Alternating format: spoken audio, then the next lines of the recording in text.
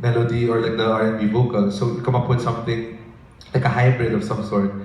But I'm sure you guys have noticed that there's infinite genre mutations already coming out now. Like there's trap mixed with emo, trap mixed with doom metal.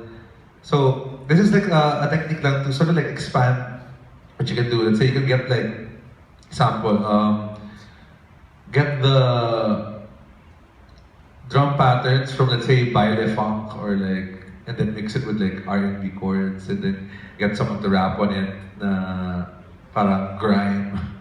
Come up with something. So the point is to get things that aren't supposed to be together, and try to like smush them and come up with a hybrid genre, and then see if it becomes something interesting for you.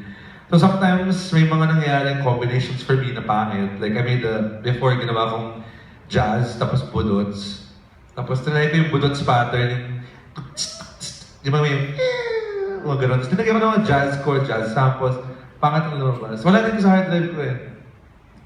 But sometimes you come up with weird things, like totally you don't want to use it, you scrap it. But sometimes may mga alas, may mga gems na lumalabas.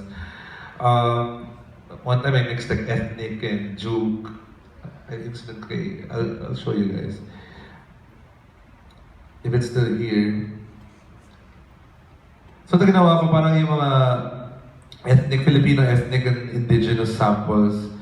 Sinama ko sa, I tried to make a, what do you call this, footwork or juke version of it. Where is it?